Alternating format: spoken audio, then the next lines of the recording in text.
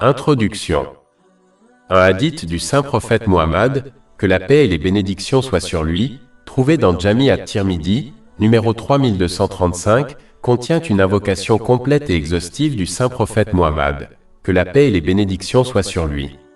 Si elle est mise en pratique, elle aidera le musulman à atteindre un caractère noble. Adopter des caractéristiques positives conduit à la tranquillité d'esprit. Les deux moitiés de l'islam.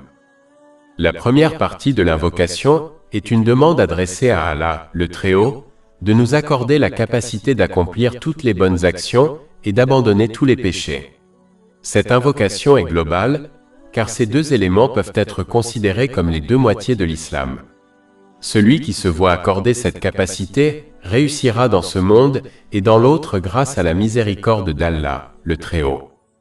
La première chose à noter est que le saint prophète Muhammad, que la paix et les bénédictions soient sur lui, enseigne aux musulmans l'importance de comprendre que l'inspiration, la connaissance, la force et la possibilité d'accomplir de bonnes actions et de s'abstenir de péchés viennent d'Allah, l'Exalté. Comprendre cela permettra aux musulmans de rester loin de l'orgueil, dont la valeur d'un atome suffit à le conduire en enfer. Cela est confirmé dans un hadith trouvé dans Sahih Muslim, numéro 266. Les bonnes actions mentionnées dans cette invocation comprennent toutes les actions qui plaisent à Allah, l'Exalté, et qui rapprochent de la miséricorde d'Allah, l'Exalté.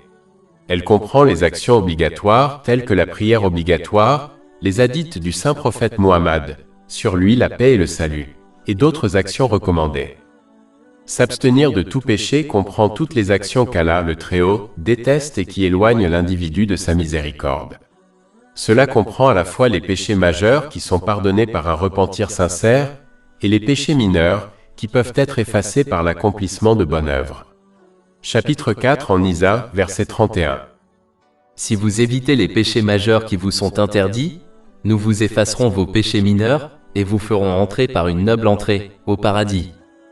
On peut comprendre que cette invocation implique une intention sincère de plaire à Allah, l'Exalté, à travers ses actes, qu'il s'agisse d'accomplir de bonnes actions ou de s'abstenir de péchés, car les actes n'ont de valeur que s'ils sont accomplis avec une bonne intention.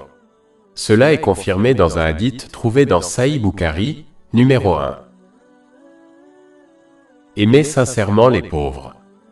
La deuxième chose mentionnée dans cette grande invocation est la capacité d'aimer les pauvres pour l'amour d'Allah, l'Exalté. Aimer les pauvres est une excellente indication de la sincérité d'une personne. En effet, une personne n'attend pas d'un pauvre qui lui donne quoi que ce soit en échange de son aide, car il est pauvre.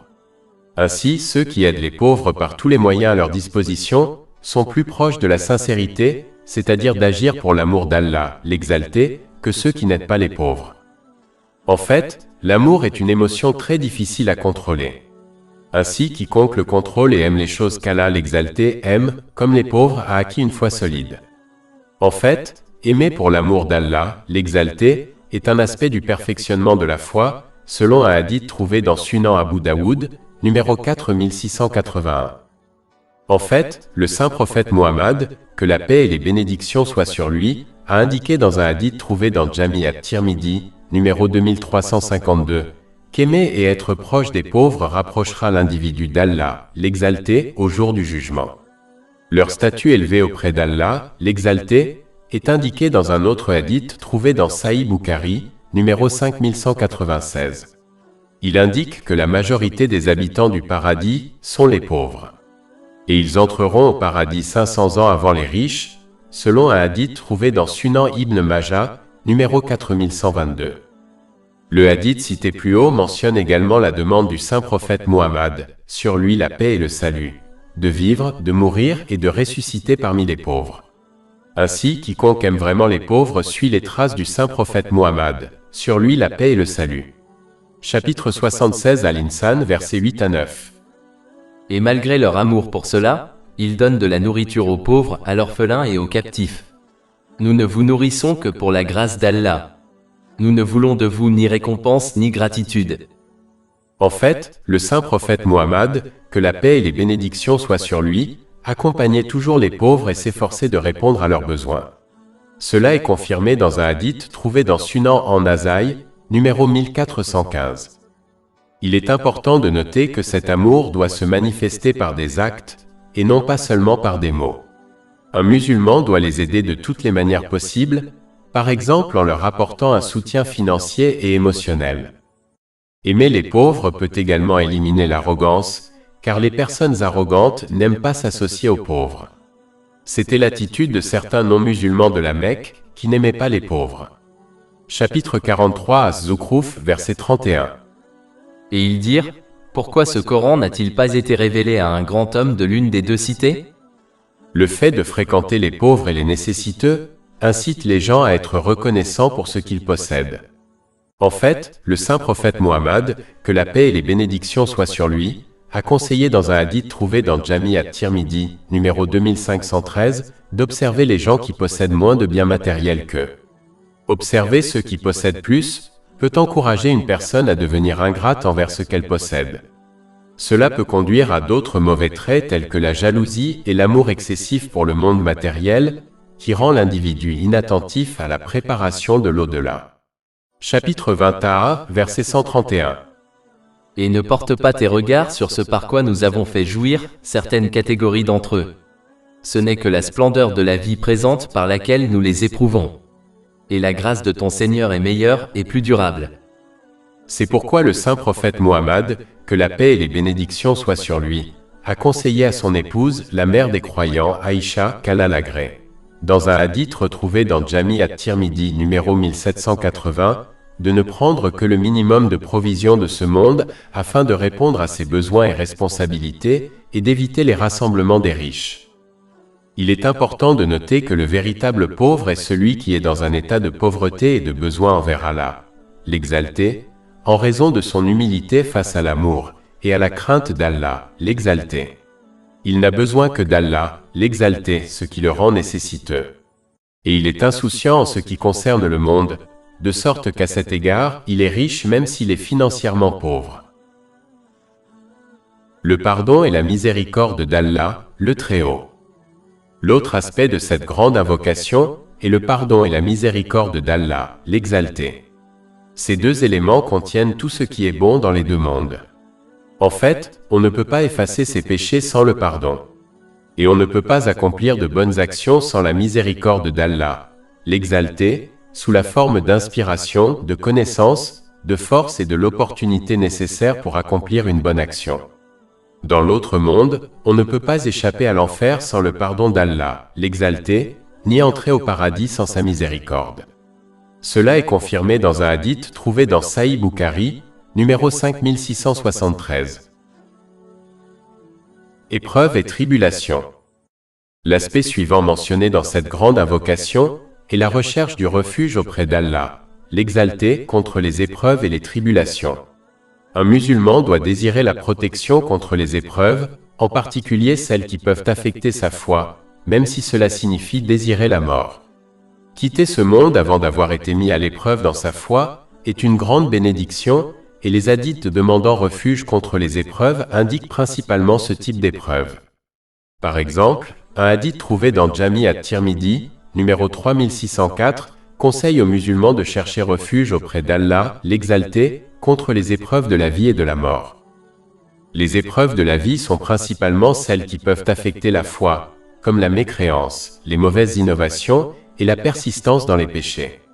Tout cela peut se produire lorsque l'on poursuit les excès de ce monde matériel. En fait, un hadith trouvé dans Jami' at-Tirmidhi, numéro 2376, prévient que l'amour de la gloire et de la richesse est plus destructeur pour la foi que la destruction causée par deux loups affamés lâchés en liberté au milieu d'un troupeau de moutons. Les épreuves de la mort comprennent la perte de la foi au moment de la mort et les épreuves de la tombe. En fait, l'épreuve de la tombe sera aussi difficile que celle de l'Antéchrist selon un hadith trouvé dans Sunan en Nasaï, numéro 2064. Il est important de noter que selon le hadith trouvé dans Sunan Ibn Majah, numéro 4077, aucune épreuve à laquelle une personne devra faire face dans ce monde ne sera plus grande que celle de l'Antéchrist. Français le Saint-Coran et les hadiths du saint prophète Muhammad, sur lui la paix et le salut, ont clairement indiqué qu'une épreuve énorme qui peut détruire la foi est la poursuite des luxes du monde matériel. Par exemple, dans un hadith trouvé dans Sahih Bukhari, numéro 3158, le saint prophète Muhammad, sur lui la paix et le salut, a averti qu'il craignait que les musulmans ne se disputent les luxes de ce monde au point de les détruire. Il a ajouté que c'était la principale cause de destruction des nations du passé. En fait, le saint prophète Muhammad, sur lui la paix et le salut, a clairement averti dans un hadith trouvé dans Jami at-Tirmidhi, numéro 2336, que chaque nation est confrontée à une épreuve principale, et que la principale épreuve et épreuve de cette nation est la richesse. En réalité, le Saint-Coran indique que chaque personne est une épreuve pour une autre personne. Chapitre 25 Al-Furqan, verset 20. Et nous avons fait de certains d'entre vous, des gens, une épreuve pour d'autres. Allez-vous patienter? Par exemple, le riche est un test pour le pauvre et le non-musulman est un test pour le musulman. Un autre verset indique que toutes les choses que les gens considèrent comme bonnes ou mauvaises sont des épreuves et des tests pour eux. Chapitre 21 Al-Anbiya, verset 35. Nous vous éprouvons par le mal et par le bien. Et c'est vers nous que vous serez ramenés. Cela signifie que faire face aux bons moments et aux difficultés est une épreuve pour un musulman. Les bons moments sont une épreuve qui exige de la gratitude, et les difficultés sont une épreuve qui exige de la patience. Selon un hadith trouvé dans Jami at-Tirmidhi, numéro 2464, être patient dans les difficultés est plus facile qu'être reconnaissant dans la facilité. Il est important de noter que cela ne signifie pas qu'un musulman doit complètement abandonner les choses qui peuvent être une épreuve pour lui, comme la richesse.